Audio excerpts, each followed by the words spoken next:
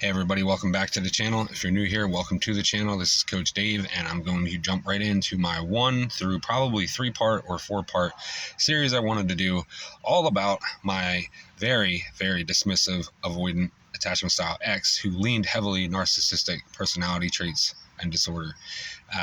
I wanted to talk about this, not to toot my own horn, not to bash my ex. I'm going to be very limited with names and places and states and locations because it's not about that.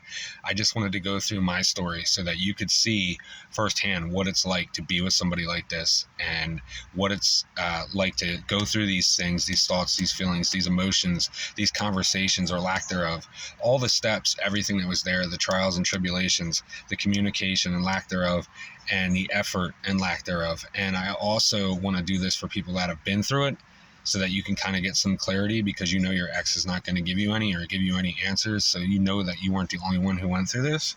And this is somebody who's very secure, that put in a lot of work and effort in 2 years to be secure, to not deal with stuff like this. And it still happened to me. And it made me go back to being anxious for a while. And I was like a 50-50 split. And sometimes it leaned heavier to being anxious, and sometimes it would be more being secure, and it can happen. So I want people to see that. I want people that are going through it right now to know that you're not alone, you're not crazy, and hopefully this helps you get out of these scenarios and situations. And if you've survived and been through this, you get some clarity, or preferably you watch this and you never have to go through this because you see all the signs. And there's going to be a lot of times through this video where you're going to say, Dave, what were you thinking? What weren't you thinking? God, that's so easy to see.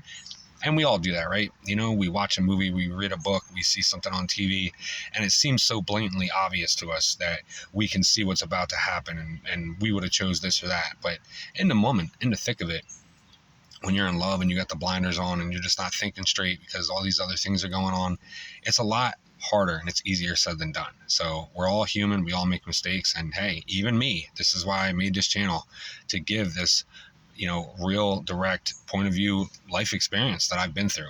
So we're going to get right into it. It's probably going to be about 4 parts. It's going to be quite long. I'm going to try to break it up as well as I can and end it, in decent segments. But this is all after I was 2 years single, did a lot of work, self-reflection, and learning experience, videos, reading, coaching, everything that I could to learn about narcissistic personality disorder. Just like I said before, it's very common for somebody to go from that type of relationship to either a fearful or dismissive avoidant relationship. It's very common. It's just the way it works. So when I did all this research and learning and everything that I was doing about that, I've never seen anything about attachment styles whatsoever. It just never popped up. So I never knew about any of it. So when she started acting the way that she did and how it was, just a little bit towards the beginning with the love bombing and everything, felt very similar to a narcissist, but it was completely different. So it didn't really alert me at the time. Later on in the relationship, there was things that were very similar, which is why I always say that a narcissist and dismissive or fearful avoidant have very similar traits, and there is key differences, but for me at least, it's almost like the same person. But we're going to jump right in. So, first red flag, somebody that I worked with. I worked with them for almost 2 years and never really got on a personal level. Gorgeous person, just off looks alone. Very, very into them, my type, just their character, the way they carried themselves and everything, just short combos that we had, really seemed like an interesting person. But at the same time, I'm still working on me. I want to be single. I want to be left alone. I'm just working on me. Didn't want a relationship. So I left it go, never pursued anything. Later on, started to see, just visually, I'm very open to, seeing things for what they really are. I don't let somebody else's opinion sway mine, I'll take it for what it is, but I form my own. So started noticing that this person was very flirtatious, more than just the guys that you hear say, oh, I think she's flirting with me. And it's like, nah, dude, she's just being nice. Very flirtatious with customers and employees and people that would come in to do maintenance and different things. Later found out that she had a boyfriend that she was with for just over 2 years, living together, very serious. I'll get to her background later. This is in a completely different state than where they met, and this is in a completely different state than where she was from. So they're living together, and she's doing this all behind his back, almost as if there's an open relationship and she's the only one that knows about it and he doesn't. Got to the point where when the store was closed, she'd still be there in the parking lot in somebody else's car. It would be maintenance people, or it could be people that shop there or whatever. And then going out to lunch, out on break, and it's like, oh, they might just be friends. And no, like cars were moving, so things were going on, or, sitting very close, kissing, cuddling and stuff. And definitely wasn't her dude. So all that was going on. Come later to find out, she was lying to him, saying she had to stay later or whatever like that. And she didn't. So these are huge red flags, and I was able to see this. I pegged all this stuff, it's very common, like it's blatantly obvious. And I didn't say anything. It's not my business, but man, it just was like, it felt so good to just see that for what it was, and be able to know that this person isn't as nice as they put this, paint this picture out to be for everybody at the store. Because that's one of the biggest things is everybody, she had to have everybody's attention. She had to have everybody's validation. And I noticed that it didn't matter what that person looked like. If she wasn't into them, she didn't entertain them back, but she would gladly take their validation and just entertain them in like a mediocre way. But as far as like entertaining them, like something might be happening, they had to be obviously mutually good looking or whatever she found in them, that quality. So later on, when you look at it, you realize that, she was trying to find that 5% or whatever amount it was that she wasn't getting from her man at home in other guys, or she was trying to get out of that toxic relationship and find that secure partner, and that's what she really wanted. That's why she dipped out and exited out of the relationship so often and started seeing stuff on the side, because she was looking for that and she wasn't getting it from where she was at. But then that type of relationship scared her too, so she kept going back to him and staying with him. So this went on for quite a while. And then just heard, stories that he was not a great guy, controlling, didn't let her do certain things. And, I'm thinking to myself, okay, well, let's think logically here. If he does know about this and you're lying to him and he suspects something, of course, I'm not justifying it, but of course he's going to be a little protective, and it might come off to you that he's being insecure and controlling, but he's really just trying to protect himself in the relationship. You might see it as being bad, but that might be the case. So there's always two sides to the story. Later on, she went back to see family. This is in September at the end of the year. And she came back. She wanted to get an Airbnb. She didn't want to be with him anymore.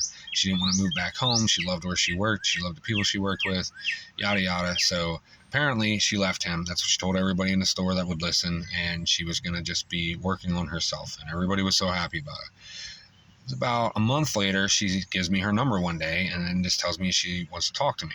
And it ended up being one of those things where it was like, I felt like I had so much like empathy and sympathy that she just saw that in me and like tried to take advantage of it. I was just somebody to talk to. And I shut that down right away and just said, listen, like, I don't mind being talked to, but I'm not going to be your emotional support tool. I'm not your tampon. I'm not your toilet. I'm not your doormat. I'm not your staircase. I'm not your punching bag. You can talk to me. Don't talk at me. And if you're going to vent to me solely about your ex, like, I don't want that, because on my end, feelings could be involved eventually. And I don't want to be that type that you run to me as the white knight to listen to all this and vent all this to. And then in those dynamics and situations, usually when that happens, they love you for that and they're with you for that. And then as soon as they're over their ex or, they're done using you for that, they just don't see a relationship with you then, because that's all they loved about you, is that you were there to talk to them about that situation and that scenario.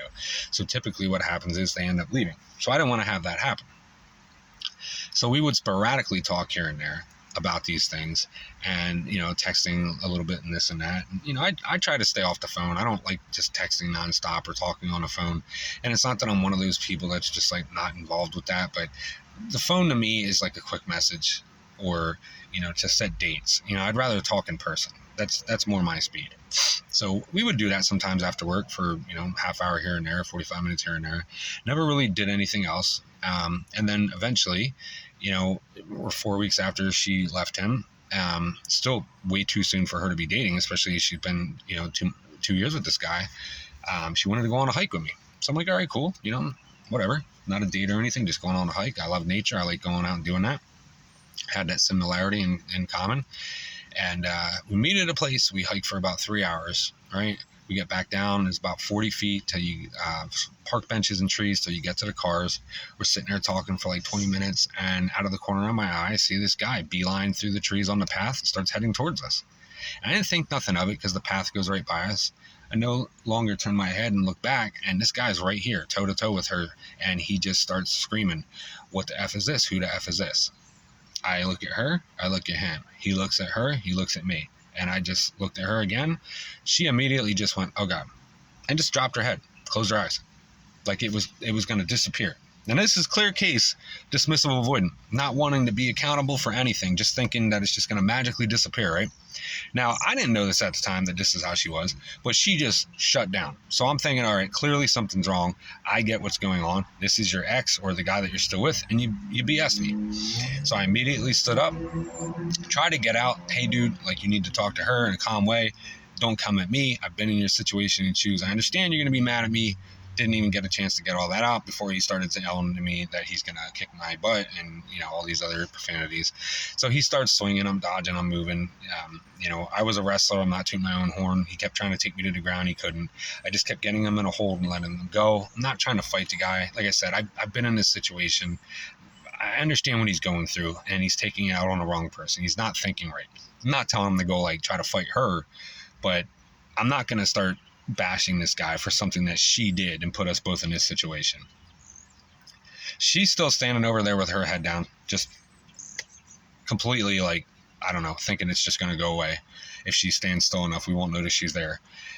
It got to a point where I'm like, all right, this isn't going to end. So I pick him up, I flip him over, and then we get up, and I was far enough away from him, like, "Dude, listen, I don't know you. You don't know me. I was told, and everybody else was at work a month ago, that you guys were done. I would never entertain something if I knew she was with you. Believe me." I said, "You need to talk to her and leave me alone. It's the last time I'm telling you." Finally, I was able to get that out. He told me to leave, and I said, "Don't try to tell me what to do, man. You don't own the park. You didn't do anything. I'm not afraid of you. Go handle her. Don't worry about me." So he goes over and he starts screaming at her. I'm walking away, and I'm like, all right. Part of me doesn't want to leave her here with this guy being this hostile, but at the same time, you know what? This isn't for me. I don't have a leg in this race. I'm getting out of here. I don't need this, right? So even though I felt bad, I left. And then later that night, I'm thinking, you know what? It's been 6 hours. I know she's not going to reach out to me, but I kind of just want to make sure she's okay. I know that I shouldn't. I feel like I shouldn't, but it's just me as a human being. It's just who I am.